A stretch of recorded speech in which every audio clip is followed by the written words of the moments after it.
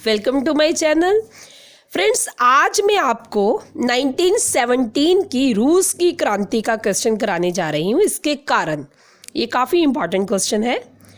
रूस की क्रांति को 1917 की सबसे महत्वपूर्ण घटनाओं में से माना जाता है। इसे बोल्शेविक क्रांति के नाम से भी जाना जाता है। इसके कई कारण थे। रूस की क्रांति के कई कारण थे, कुछ एक दो कारण इसके नहीं थे। इसकी क्रांति के कई कारण थे। इसका जो सबसे पहला कारण था वह था जारों का निरंकुश शासन। रूस की क्रांति का सबसे महत्वपूर्ण कारण जारों का निरंकुश शासन था। अलेक्जेंडर दूसरा, अलेक्जेंडर तीसरा और निकोलस दूसरा नाम के जार राजा की दैवीय अधिकारों पर विश्वास रखते थे। वे काफ़ी शक्तियों के मालिक थे। उनके मुख से निकला प्रत्येक शब्द कानून था। उन्होंने उदारवादी नीतियों का सख्ती से दमन किया, सरकारी नियंत्रण को बढ़ा दिया, विद्यार्थियों को संघ बनाने की मनाही कर दी गई, राजनीतिक अपराधियों के मुकदमों को विशेष सैनिक अदालतों में सुनाया जाता था। उसकी काफ़ी नीतियाँ जो थी लोगों में असंतोष फैलने का कारण बनी। सरकारी कंट्रोल को बढ़ा दिया गया, राजनीतिक अपराधियों के मुकदमों को सैनिक अदालतों में सुनाया जाने लगा, विद्यार्थियों को संघ बनाने की मनाही कर दी गई। अब जो विद्यार्थी संघ बनाता था उसे यूनिवर्सिटियों से निकाल दिया जाता था। समाचार पत्र जो कि पश्चिमी विचारधारा के प्रसार का मुख्य साधन थे, उन पर कंट्रोल किया गया। अब जारों ने पूरा ऐसा कार्य किया जिससे लोगों की जो उन्हें स्वतंत्रता मिली हुई थी वे ख़त्म हो गई। अब रूस के लोग थे, उन्हें किसी प्रकार की आज़ादी नहीं थी, कुछ सोचने की, कुछ संघ बनाने की, अपने विचारों को पेश करने की कोई आज़ादी नहीं थी उन्हें।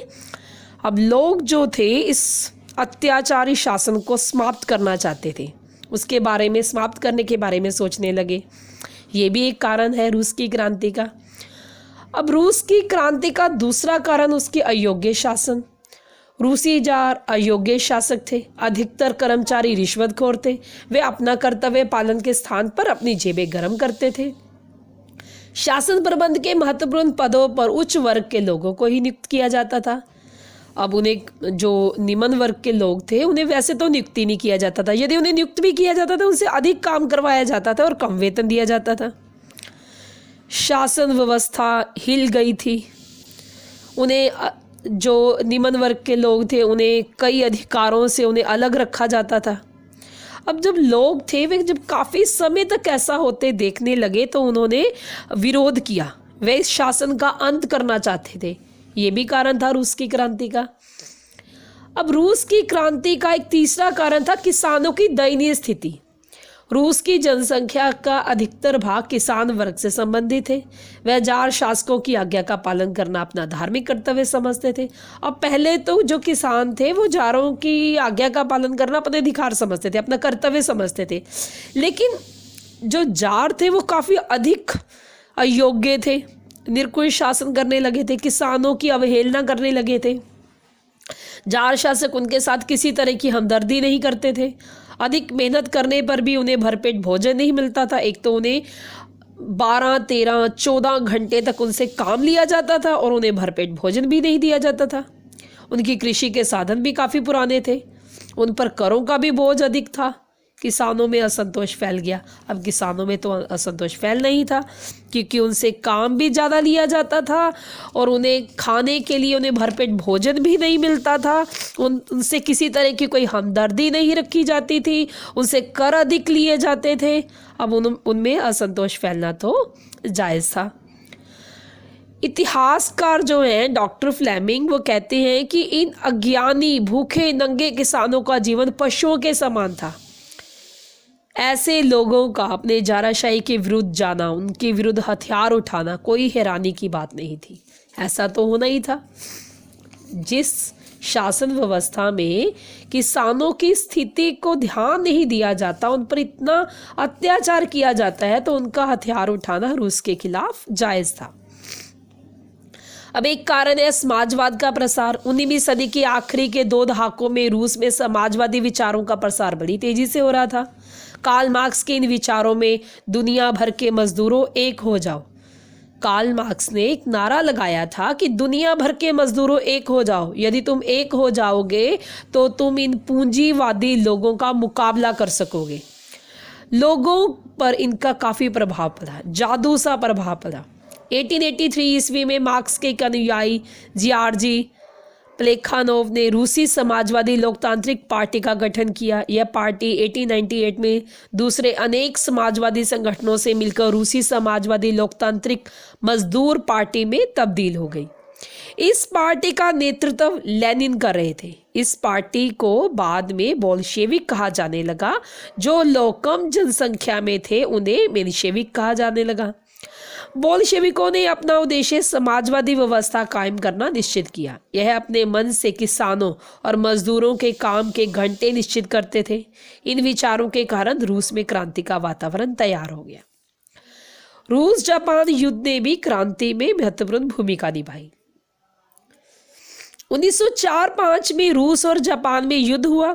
रूस का यह ख्याल था कि वह जापान से छोटा मोटा युद्ध करके उसको हरा देगा और लोगों का समर्थन प्राप्त करेगा, पर हुआ इससे विपरीत। रूस युद्ध हार गया। इस हार के कारण लोगों को रूस के खोखलेपन और कमजोरी का पता चला।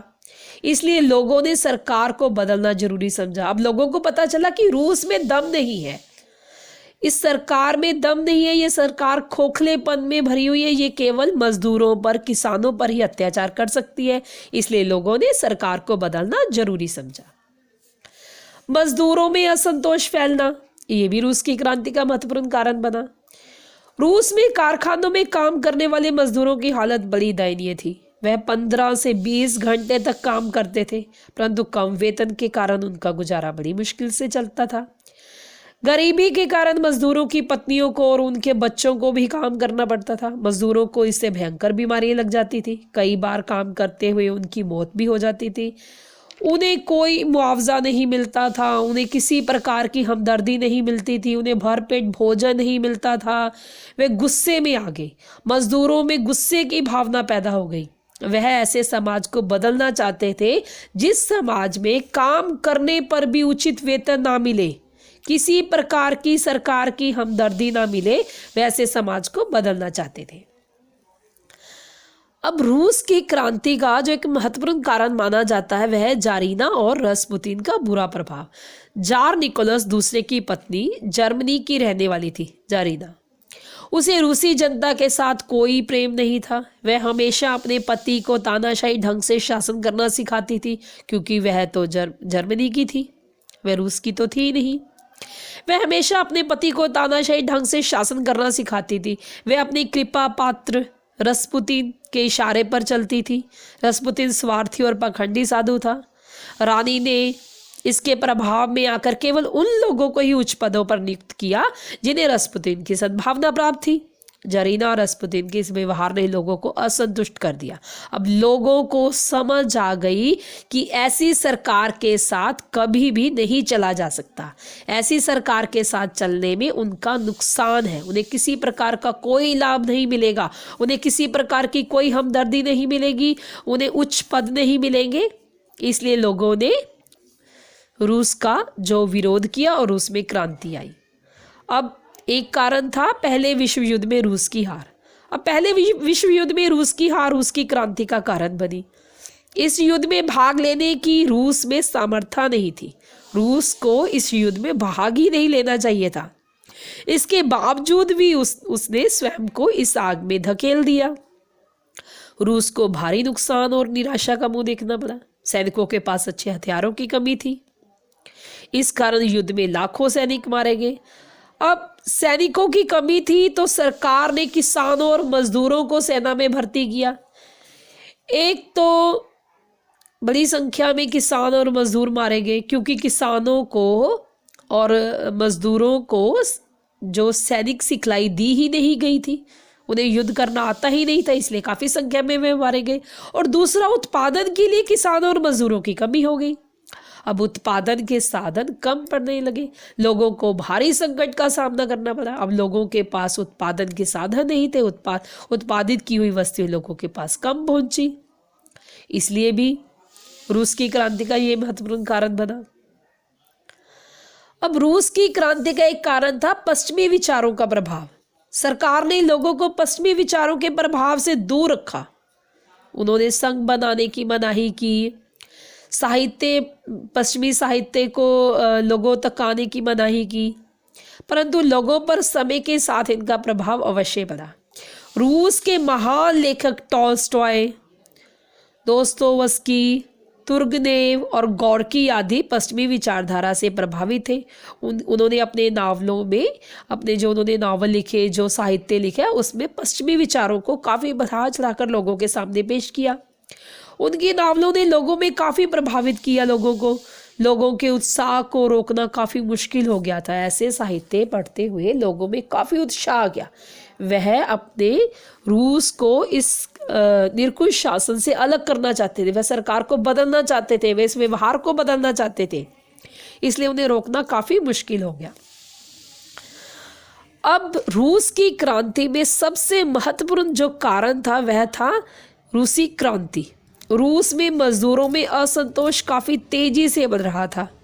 इसीलिए रविवार के दिन 1905 में अपनी मांगों को मनाने के लिए जार के सामने पेश करने के लिए उन्होंने अपनी 11 मांगे रखी। उनमें से कुछ मांगे थी कि वे अपने जो काम के जो घंटे थे उन्हें नियत करना चाहते थे, जैसे 8 घंटे काम करना, अधिक मजदूरी लेना, काम करने की अच्छी सहूलतें, प्रतिनिधि सरकार, ऐसी वो मांगे मांग रहे थे। निर्धारित किए गए दिन लगभग 1.5 लाख मजदूर नौजवान पादरी गैपो की अगुवाई में अपनी मांगों को मनवाने के लिए पीटर्सबर्ग में स्थित शाही महल की ओर गए। इन निहत्थे और शांतिपूर्ण ढंग से जा रहे मजदूरों पर जार निकोलस दूसरे ने सैनिकों ने गोलियां चला दी।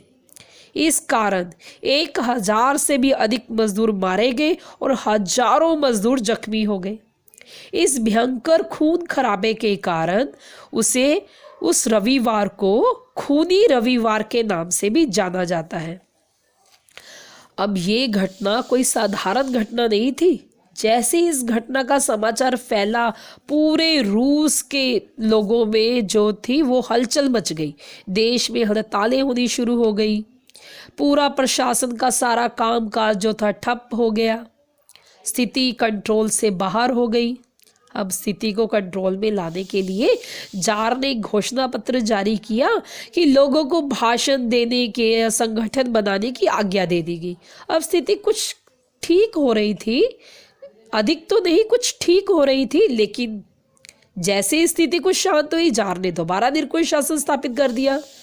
अब लोगों को समझ आ गया। अब लोगों ने समझ लिया कि सरकार को समाप्त किए बिना, सरकार को खत्म किए बिना अपनी स्थिति को नहीं सुधारा जा सकता। ये रूस की क्रांति का सबसे महत्वपूर्ण कारण था। डॉक्टर HV श्रीनिवास मूर्ति के अनुसार रूसी समाज में एक ऐसी सामाजिक क्रांति के लिए कई विस्फोटक तत्व मौजूद थे। हम ये नहीं कह सकते कि रूस की क्रांति के कोई 1, 2, 3, 4 ऐसे कारण थे। रूस की क्रांति के कई कारण थे, कई विस्फोटक तत्व थे, लेकिन ये कुछ कारण ऐसे हैं जिन्होंने रूस की क्रांति में महत्वपूर्ण भूमिका निभाई। Thank you.